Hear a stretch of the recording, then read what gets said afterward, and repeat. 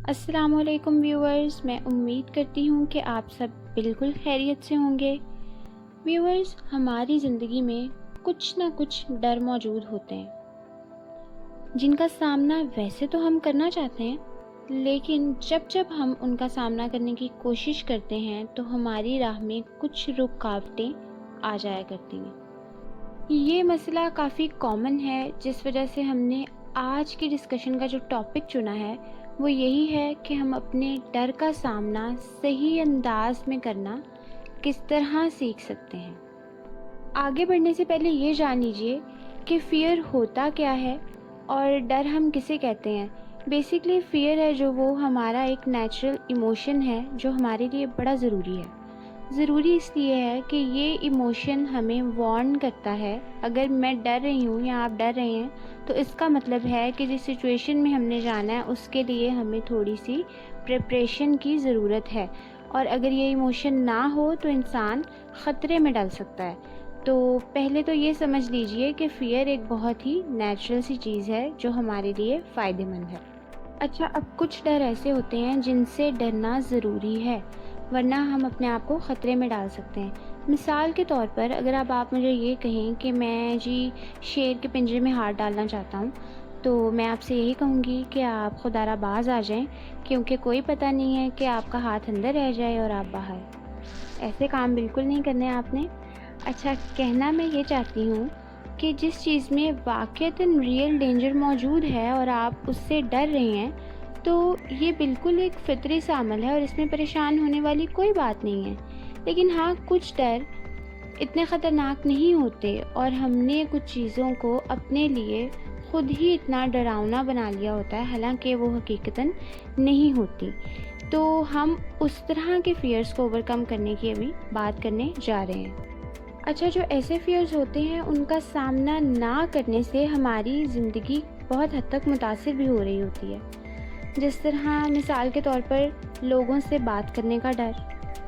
کچھ لوگ پرانی یادوں سے ڈرتے ہیں، وہ پرانی البمز یا پرانی چیزوں کو نہیں دیکھتے کیونکہ انہیں یہ خوف ہوتا ہے کہ اس سے جڑی یادیں انہیں پریشان کرنے لگیں گی۔ کچھ لوگ لفٹ میں نہیں چڑھ سکتے، کچھ کو اندھیرے سے ڈر لگتا ہے۔ یہ ساری وہ چیزیں ہیں جو ریئل ڈینجر تو ان میں اتنا موجود نہیں ہے، لیکن ہم خود سے ان میں موجود ڈینجر کو اپنے لیے اوور ایسٹیمیٹ کر لیتے ہیں، جس کے باعث ہم ان کو فیس نہیں کر پاتے۔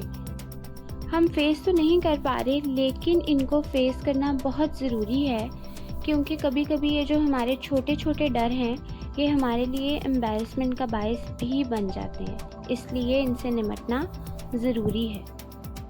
اچھا، اب ہم اس طرف آتے ہیں کہ اس ڈر سے ہم نے نمٹنا کیسے ہے۔ جب بھی ہم کوئی فیئر اوورکم کرنے کی کوشش کرتے ہیں تو ہماری جو پہلی غلطی ہوتی ہے وہ یہ ہے کہ ہمیں یہ لگتا ہے کہ جتنا ہم اس چیز سے دور ہیں اتنا ہم سیف ہیں، کیونکہ جب ہم اس سے انٹریکٹ کریں گے تو ہمیں ڈر لگے گا، تو ہم اپنے آپ کو اسی چیز میں سیف فیل کرتے ہیں کہ ہم اس تک جائیں ہی نہ، وچ از ویری رانگ۔ اصل میں ہماری پرابلم کی جڑ ہی یہ ہے، کیونکہ اصل میں دیکھا جائے تو اوائڈ کرنا ہی تو وہ چیز ہے جو ہمارے مسئلے کو مینٹین کر رہی ہے اور ہماری پرابلم کو زندہ رکھے ہوئے ہے۔ مثال کے طور پر کہ جو کبوتر ہے وہ بلی کو دیکھ کر آنکھیں بند کر لے، کیونکہ آنکھیں بند کر کے اسے سکون مل رہا ہے، بلی نظر نہیں آ رہی۔ لیکن اگر کبوتر نے زیادہ دیر آنکھیں بند کر کے رکھی تو ہو سکتا ہے کہ تھوڑی دیر بعد ہمیں بلی تو وہیں نظر آئے لیکن کبوتر وہاں نظر نہ آئے۔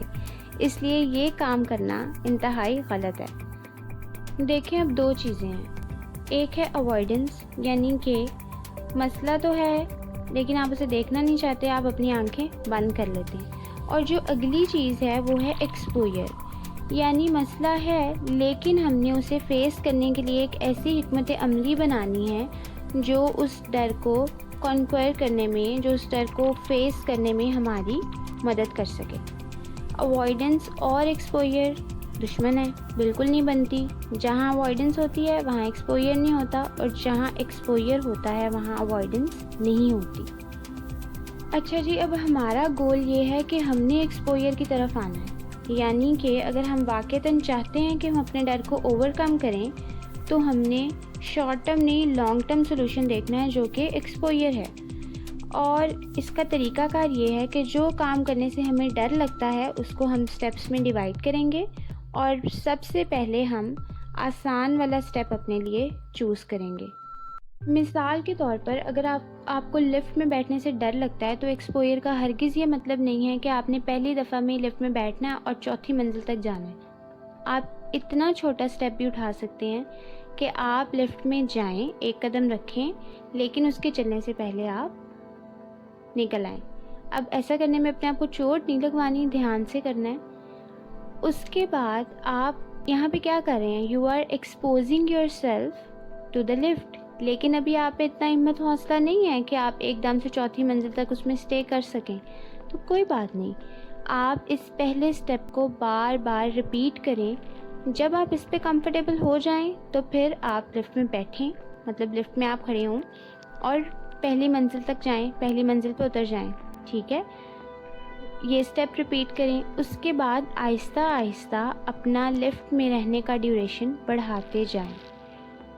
بالکل اسی طرح اگر آپ نے اپنی پرانی البمز اس لیے چھپا دی ہیں کہ ان کو دیکھنے سے آپ کو یہ لگتا ہے کہ آپ پریشان ہو جائیں گے، پرانی یادیں واپس آ جائیں گی، تو انہیں نکالیے۔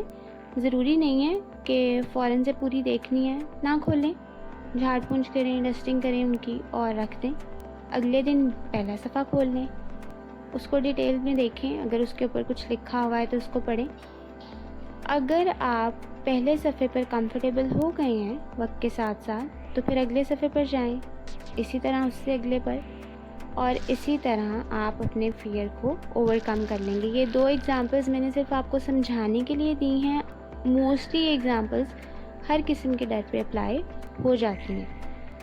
ایک اور بڑا ضروری کام جو آپ نے کرنا ہے وہ یہ ہے کہ ہر سٹیپ پہ اپنے فیئر کو کم کرنے کے لیے آپ نے اپنے لیے کچھ ایسی سٹیٹمنٹس یا کچھ ایسے جملے بنا لینے ہیں جو آپ کو لگتا ہے کہ آپ کے فیئر کو کم کرنے میں آپ کی ہیلپ کر سکتے ہیں۔